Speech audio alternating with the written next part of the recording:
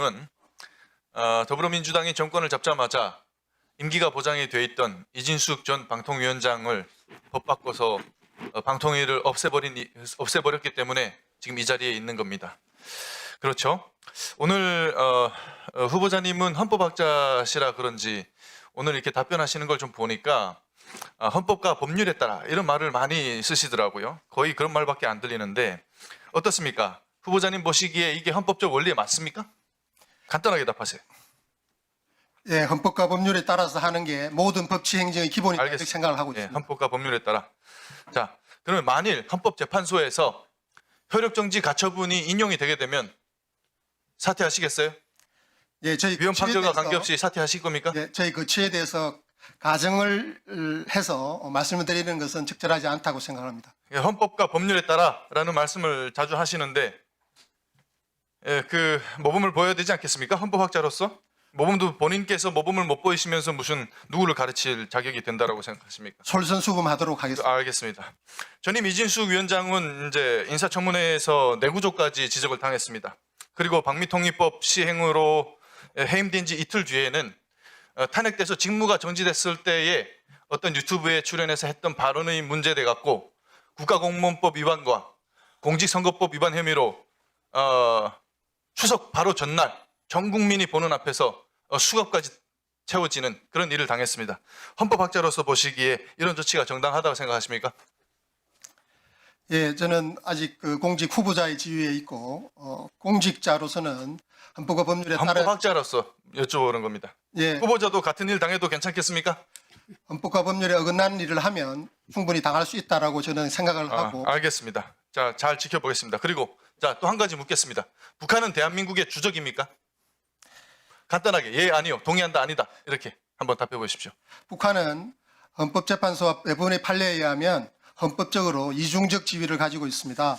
예, 반국가 단체적 지위와 남북 교류를 아니 위한 이게 협력 당사자의 그렇게 지위를 가지고 있습니다. 길게 대답할 얘기입니까? 왜 이 이재명 정부의 공직 후보자들, 이 인사들은 왜 이렇게 북한이 주적이냐 아니냐, 동의하냐 아니냐 하는 말에 이렇게 분명하게 답을 못 합니까?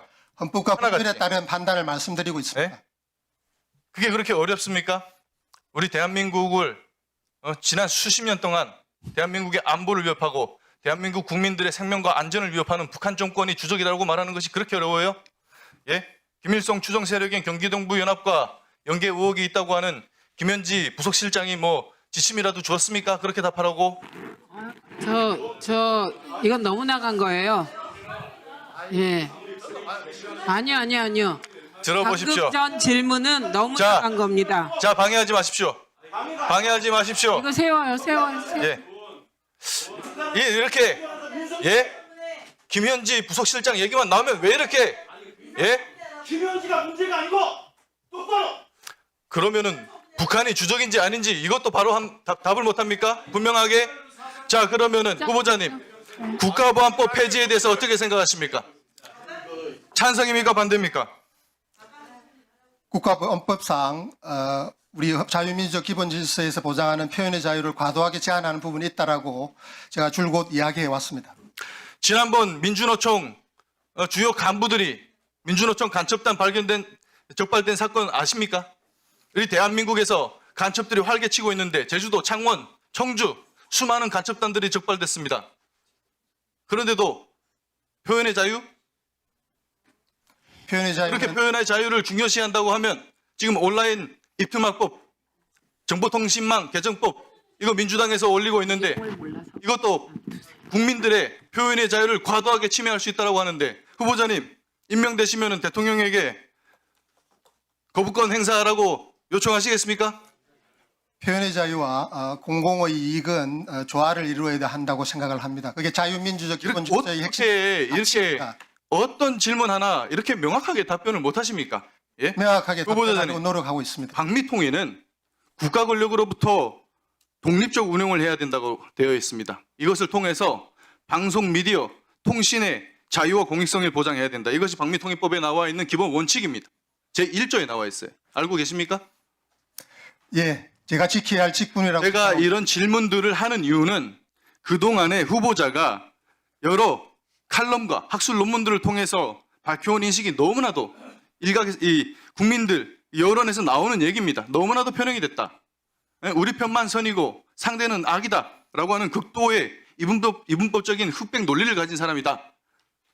이런 우려가 있는데 오늘 제가 지금 답변들을 들어보니까 뭐 하나 정확하게 답변하는 게 없고, 예? 이재명 정부의 비판이 될 만한 얘기는 다 피해 가려고 하고, 뭐 할 말이 없으면 헌법과 법률에 따라서 이렇게밖에 대답을 못 하시는데, 지금 제가 지금 보기에는 그 후보자님이 지금까지 역대 최악이라고 평가됐던 한상혁 전 방통위원장보다 더 심각한 것 같아요. 이진숙 방통위원장 인사청문회에서 내구조가 이상하다라는 얘기가 들었습니다. 제가 이 얘기까지 정말 돌려드리고 싶다는 말을 하고 싶은데 그것까지는 참겠습니다. 자, 그러면 지난 5월에 경향신문에 칼럼을 냈습니다. 이거 PPT 한번 보여주세요. 이재명 대통령 선거법 위반 사건에 대해서 대법원이 유죄 취지 파기환송을 했을 때 후보자가 말했습니다. 말 몇 마디 논란을 이유로 유력 후보자의 자격을 박탈하는 오만한 결정이다. 대법원의 결정을 그렇게 비판을 했어요. 이거 후보자님 어떤 취지로 말씀하신 겁니까? 간단하게 답해 보세요. 예, 국민의 대통령 후보 선택권을 박탈할 수 있고 유력한 후보의 참정권을 박탈할 수 있는 부분을 대장동 지적한 것입니다. 개발 실무를 맡았던 김문기 처장이 스스로 목숨을 끊는 사건이에요. 그 사건에 관련된 겁니다. 사람이 죽었어요. 그런데 대통령이 김문기를 몰랐다. 같이 찍은 사진은 조작됐다. 이렇게 말 몇 마디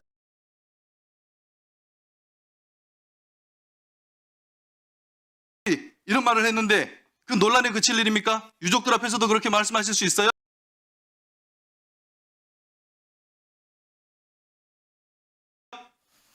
헌법과 법률에 따른 원리를 말씀드린 겁니다.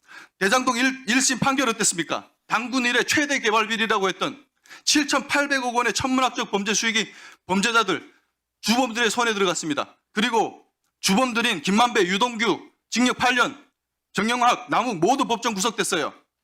이게 말 몇 마디 논란으로 되는 일임, 그칠 일입니까? 그렇게 생각하세요? 헌법적으로 참정권은 보장되어야 하고 국민들의 대표 그러니까 선택권은 헌법이 지금 보장돼야 됩니다. 이재명 대통령을 중심으로 해석이 되고 이재명 대통령을 중심으로 돌아갑니까?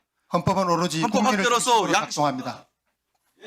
학자로서 양심을 갖고 소신 있게 얘기를 하셔야지. 그렇게 해가지고 어떻게 학생들 가르칩니까? 지금 그리고 학자로서 나온 게 아니라 국무위원 후보로서 나온 겁니다. 이 자리에.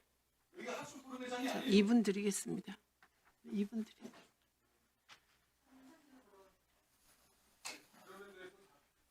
반박하시려면 본인 질의 질의 시간에 시간에 하세요. 하십시오. 자, 2분 드리겠습니다. 질의 시간에 하세요. 왜 자꾸 남의 질의에 대해서 반박을 아니요, 반박 안 해요. 반박할지 어쩔지 제 머릿속에 들어오셨어요? 박충건 의원? 예, 들어보세요. 의사진행 발언 신청해서 하는 거예요. 그렇게 지레짐작하지 마시고요. 인사청문회의 본래의 취지와 목적에 부합하는 청문회가 되었으면 하는 바람으로 의사진행 발언을 했습니다. 저희가 이전에 이진숙 위원장에 대한 인사청문회를 4월 했던 것은 처음부터 3일 하겠다고 시작한 게 아니고요. 1일 하다가 새로운 의혹 제기가 됐습니다. 대전 MBC 사장 재임 시절에 빵, 와인, 주유소 등 포함해서 불법한 행위가 드러났고, 그리고 숱한 제보가 왔습니다. 의원실로 오고, 그래서 이틀로 연장했고, 그 과정에서 3일까지 하는 그런 희대의, 저희도 청문회 역사상 최초로 이진숙 위원장을 3일에 하는 걸로 진행이 됐고요. 그리고 이번 청문회 과정에서 야당 의원들이 통상 청문회 내용 중에 대통령이 보낸 잠깐 제목이 저희 국회에 보낸 자료에 문제가 있거나 그러면은 단독이나 이런 형태로 폭로도 하고 의혹 제기도 했는데, 사실은 이번 김종철 방미통일 위원장에 대한 의혹 제기는 사실은 거의 없었고요. 보기에 따라서 관점과 철학의 차이에 의한 문제 제기만 있었던 걸로 알고 있습니다. 그래서 위원장님께서 과도하게 지적되는 부분에 대해서는 회의가 원만히 될 수 있도록 운영의 묘를 좀 살렸으면 좋겠고요. 네. 그리고 사실에 부합하지 않은 내용을 지속적으로 반복하는 부분에 대해서도 물론 본인의 질의 시간이기 때문에 그것을 놓고 문제 제기는 하지는 않겠지만, 저희가 간사와의 이번 인사청문회 때 시간과 내용에